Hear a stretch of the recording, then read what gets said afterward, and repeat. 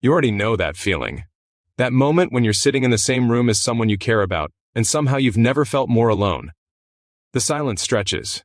You're both looking at your phones or the TV, and somewhere in the back of your mind you're wondering when things got this way. When did the connection just fade?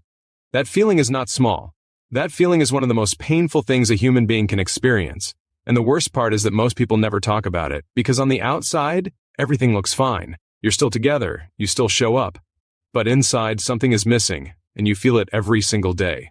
Here's what I want you to understand before we go any further. If you feel this way, you are not broken. You are not the problem. And you are absolutely not alone.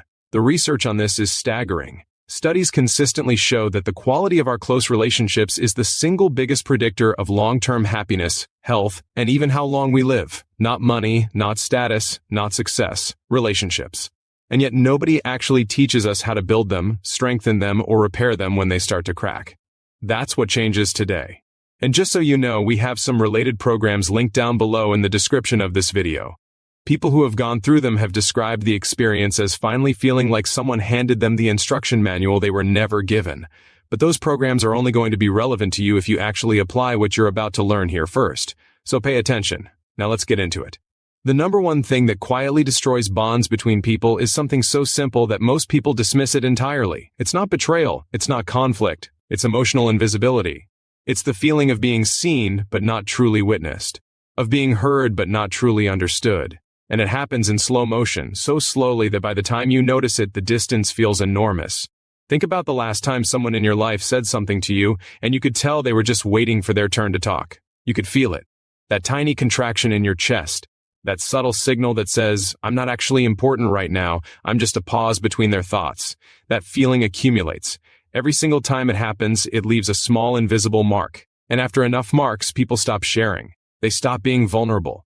They retreat into versions of themselves that feel safe, and then wonder why the relationship feels surface level. Here's the first change, and it sounds deceptively simple. Stop responding. Start reflecting. When someone tells you something, before you say a single word in return, pause. Actually pause. Look at them. And then mirror back what you heard, not the words but the emotion underneath. Say something like, that sounds like it was really exhausting. Or, I can hear how frustrated you are about that. That one shift, that single, tiny behavioral change does something neurological in the other person's brain. It activates the parts of their nervous system associated with safety and trust. Research in interpersonal neurobiology actually confirms that being emotionally mirrored by another person has measurable calming effects. You are literally rewiring the relationship with a pause and a reflection. But here's where most people stop. They try it once, get a lukewarm result, and give up. The reason it doesn't work immediately is because the other person's nervous system doesn't trust it yet. They've been emotionally invisible for so long that when you suddenly show up fully, it feels suspicious. Keep going anyway. Consistency is what builds the bridge. Now the second change. This one is about the invisible currency that every relationship runs on, and most people are unknowingly bankrupt. That currency is micro-presence. Not grand gestures, not anniversaries and surprises. The tiny, unremarkable moments of attention that add up to everything. A hand on a shoulder when someone looks stressed. Putting the phone face down when they start talking. Making eye contact long enough that they know they're actually being seen. These things cost nothing in terms of time or money, but the return on that investment is extraordinary.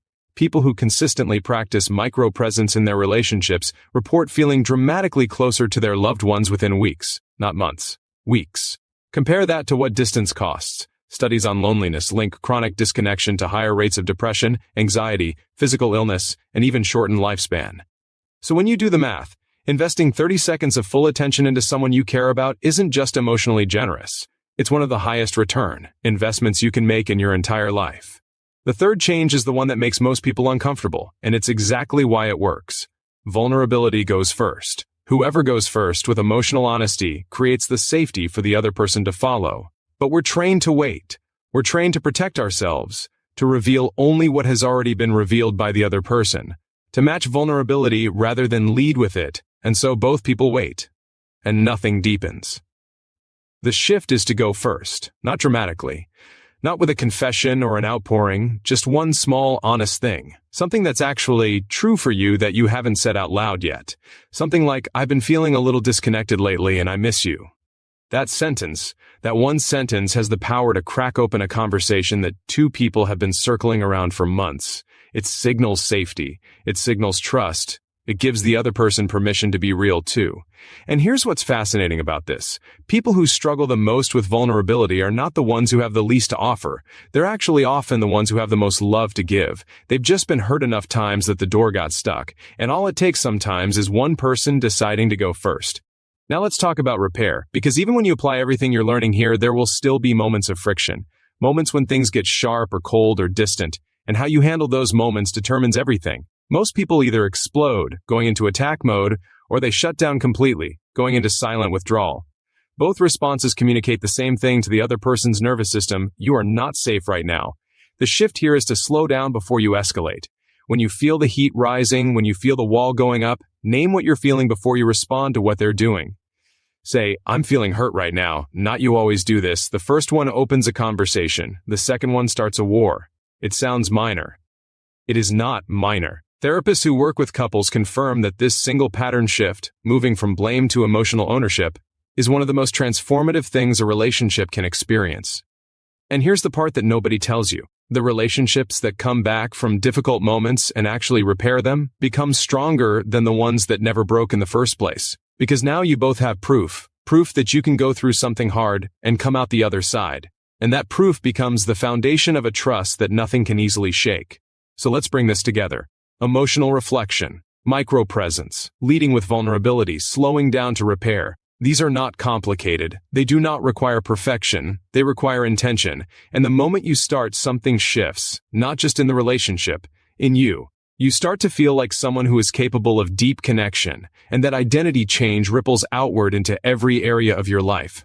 The people who have gone the deepest with this work, who have applied not just these principles but the kind of structured, personalized guidance that takes everything to a whole new level, they describe the transformation as something they wish they had found years earlier.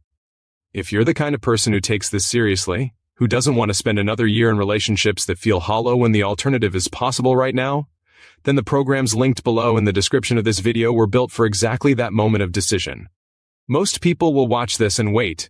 If you're not most people, you already know what to do.